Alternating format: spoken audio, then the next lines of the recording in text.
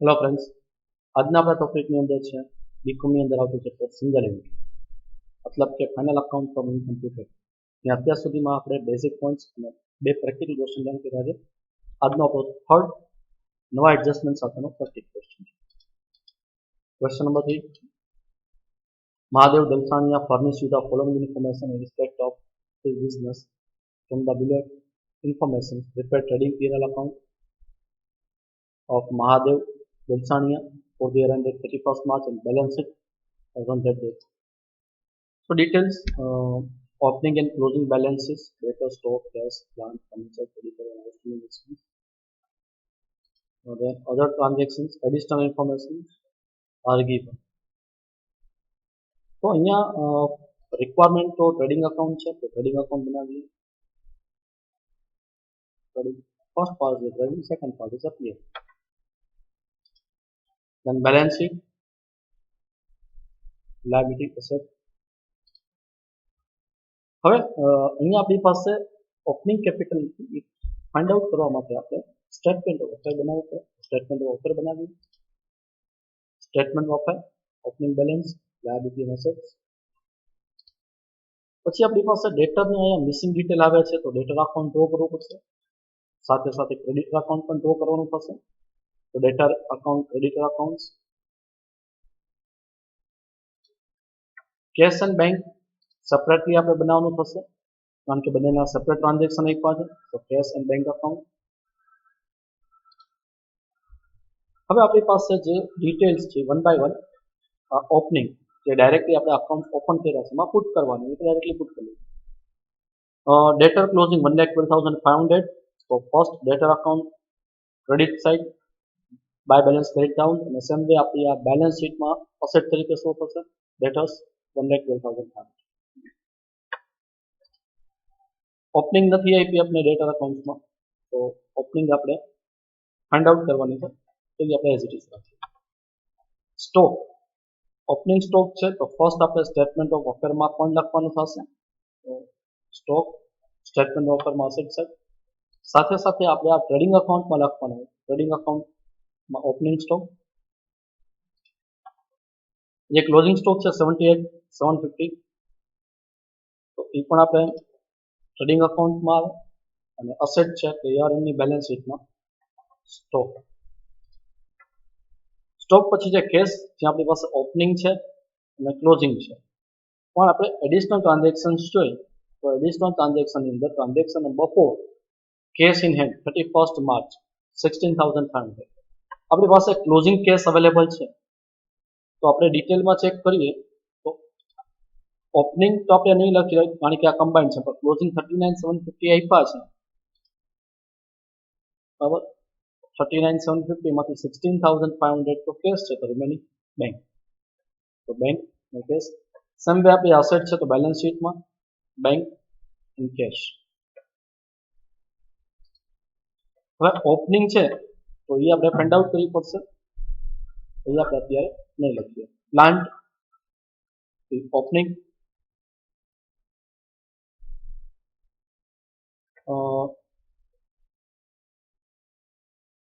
Plant 42,000, અને year એન્ડની balance શીટમાં પણ પ્લાન્ટ આવશે 42,000. હવે અહીંયા પ્લાન્ટમાં ઓબ્ઝર્વ કરીએ તો 42,000 હતા અને યર એન્ડે 34,500 થઈ ગયા, મતલબ રિડક્શન. અને પરચેસ કે સેલ્સની કોઈ ડિટેલ્સ અહીંયા અવેલેબલ નથી. પરચેસ સેલ્સ માટે જોઈએ તો અહીંયા પરચેસ ઓફ પ્લાન્ટ કે સેલ ઓફ પ્લાન્ટ ક્યાંય છે નહીં, તો there is no purchase of sale of plant. તો સિમ્પલ અહીંયા જે રિડક્શન આવ્યું છે એ છે ડેપ્રિસિએશનના કારણે, તો એની આપણે ઇફેક્ટ આપી દઈએ. 34,500 આપણી ક્લોઝિંગ છે, પ્લાન્ટ 42,000 ઓપનિંગ અને 34 ક્લોઝિંગ, તો 42 અને 38 ડિફરન્સ છે એ depreciation. This depreciation debited in P&L, depreciation of plant. Then furniture opening and closing are same. So first opening in a statement of affair 16,500, second closing છે આપણી 16,500 balance sheet.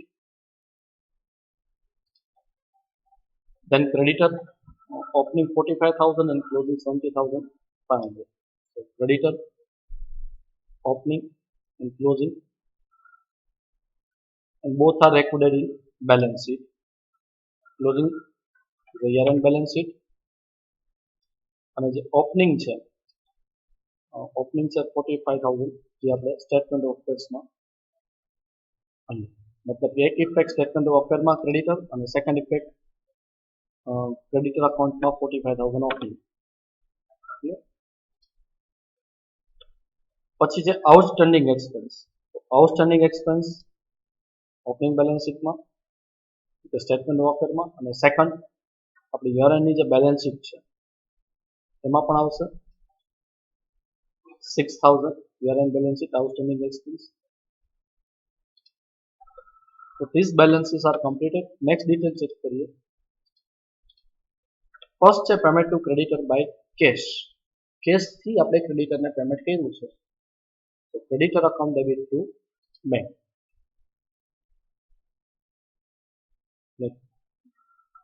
Check કરીએ details. So ક્રેડિટરને આપણે કેશથી payment કર્યું છે, સાથે સાથે ક્રેડિટરને આપણે અહીંયા ચેકથી પણ પેમેન્ટ કરીએ છીએ. સો ક્રેડિટરને ચેકથી પણ પેમેન્ટ થઈ છે 4,05,000 એટલે બેંકમાં આવશે અને કેશથી પેમેન્ટ થઈ છે 47,250.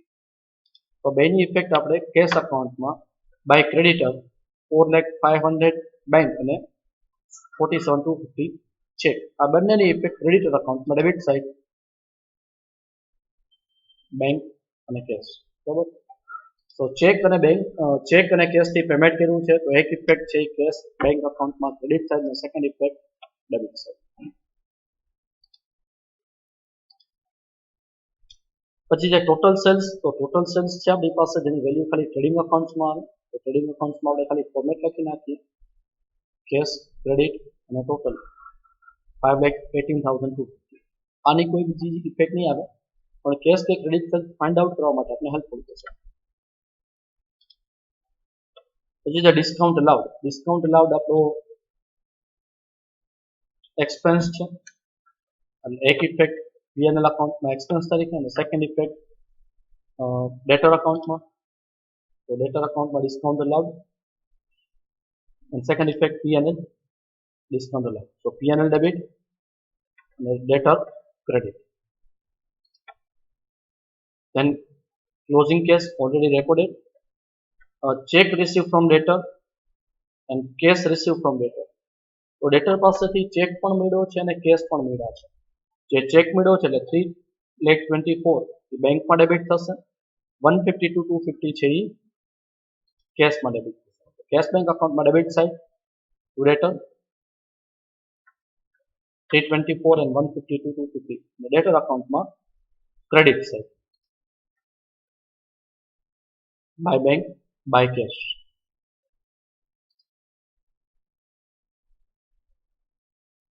પછી જે cash withdrawn from bank 33,750. Cash withdraw કર્યા છે તો કેશ અકાઉન્ટ ડેબિટ, કેશ અકાઉન્ટમાં ડેબિટ ટુ બેંક અને બેંક અકાઉન્ટમાં credit side by cash. This is the contra entry transaction એટલે બ્રેકેટમાં આપણે અહીંયા સી કરી નાખશું કોન્ટ્રા એન્ટ્રી. પછી છે એક્સપેન્સ પેડ ઇન કેશ.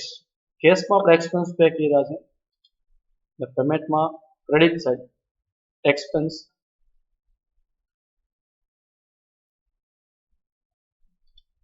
અને એક્સપેન્સ આપણે ચેકથી પણ પે કર્યા છે, એક્સપેન્સ પેડ ઇન કેશ અને એક્સપેન્સ પેડ ઇન ચેક. એટલે એક્સપેન્સ છે ચેક અને કેશ બંનેથી પેમેન્ટ કર્યું છે એટલે પેમેન્ટ સાઇડ એટલે કેશમાં કેશ બેંકમાં ક્રેડિટ સાઇડ અને એક્સપેન્સ છે એટલે પીએનએલમાં ડેબિટ ટુ એક્સપેન્સ કેશ અને credit. These two expense debited in here. હવે એક્સપેન્સ માટેનો એક એડજસ્ટમેન્ટ હતો આપણો જે ચેક કરી લઈએ શું હતું. તો આપણી પાસે આઉટસ્ટેન્ડિંગ એક્સપેન્સ છે, this is the last year and 6,000 is the current year. તો એની ઇફેક્ટ આપણે અહીંયા આપવી પડે એક્સપેન્સમાં. કરંટ યરના એડ થાય, લાસ્ટ યરના માઇનસ થાય એટલે 54,000 net expense. Then cash purchase 15,750 એટલે પેમેન્ટમાં ક્રેડિટ અને સામે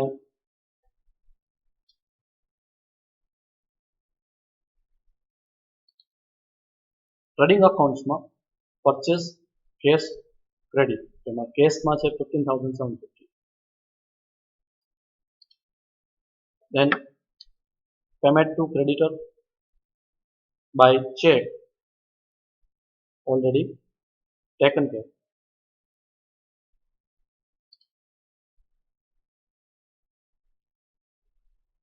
This one. Then drawing by check. Drawing કર્યું છે અને કેશમાં પણ ડ્રોઈંગ છે. Drawing by cheque and cash drawing બંને. એન્ટ્રી પાસ થશે drawing account debit to bank, cash bank. અને ડ્રોઈંગ છે એ બેલેન્સ શીટમાં પણ આવે તો capital less drawing cash and credit. સાથે સાથે આની બીજી ઇફેક્ટ ક્યાં આવશે કે પેમેન્ટ સાઇડ કેશ બેંકમાં ડ્રોઈંગ બેંકમાં અને કેશમાં. પછી છે bad debt write off. Bad ડેટની એન્ટ્રી આપણે ડેટર અકાઉન્ટમાં લખવાની થાય તો ડેટર અકાઉન્ટ અને એક્સપેન્સ છે એટલે P&L અકાઉન્ટ્સમાં. એન્ડ ડિસ્કાઉન્ટ ઓન જે આપણી ઇન્કમ છે જે ક્રેડિટર પાસેથી મળે એક ઇફેક્ટ આવશે ક્રેડિટર અકાઉન્ટમાં ડિસ્કાઉન્ટ ઓન અને સેકન્ડ ઇફેક્ટ P&L અકાઉન્ટમાં income discount on. Now all the information are taken care. હવે આપણે ચેક કરીએ કયા અકાઉન્ટ આપણે ક્લોઝ કરી શકીએ. તો ડેટરની અહીંયા ઓપનિંગ બેલેન્સ નથી તો ચેક કરીએ ડેટરનો અકાઉન્ટ ક્લોઝ કરી શકીએ આવી રીતે. હા, આપણી પાસે ઓપનિંગ નથી અને સેલ્સ નથી તો જ્યાં સુધી સેલ્સ ન મળે ત્યાં સુધી ડેટરનો અકાઉન્ટ ક્લોઝ ન થાય. ક્રેડિટરનો અકાઉન્ટ ક્લોઝ કરી શકાય. ત્યાં આપણે ડિફરન્સ મળશે ક્રેડિટ પરચેસ 4,47,750 જેની ઇફેક્ટ આપણે ટ્રેડિંગ અકાઉન્ટમાં લખી શકીએ એટલે 4,74,750 એ આપણે લખશું ટ્રેડિંગ અકાઉન્ટમાં 4,74,750 એટલે ટોટલ આપણું થઈ જશે 4,90,000. હવે આપણે બીજા જે અકાઉન્ટ્સ બનાવ્યા છે મતલબ ડેટર્સ થઈ ગયું, ક્રેડિટર થઈ ગયું, ડેટર્સ આપણું બાકી છે, ક્રેડિટર થઈ ગયું છે. પછી સ્ટોક તો આવી ગયો. કેશ બેંકમાં જોઈ લઈએ. આપણી પાસે ટોટલ કમ્બાઇન્ડ બેલેન્સ છે કેશ અને બેંકનું. આપણી પાસે અહીંયા ટ્રેડિંગ અકાઉન્ટમાં એકવાર ચેક કરીએ તો ટ્રેડિંગ અકાઉન્ટમાં આપણી પાસે કેશ અને ક્રેડિટ સેલ્સની ઇન્ફોર્મેશન નથી એટલે હજી કેશ આપણા બેંક કે કેશમાં આવી શકે એમ છે. તો આપણું કેશ અકાઉન્ટમાં ટોટલ કરીએ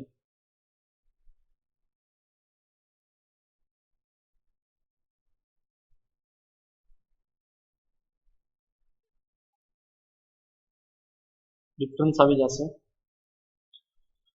This one is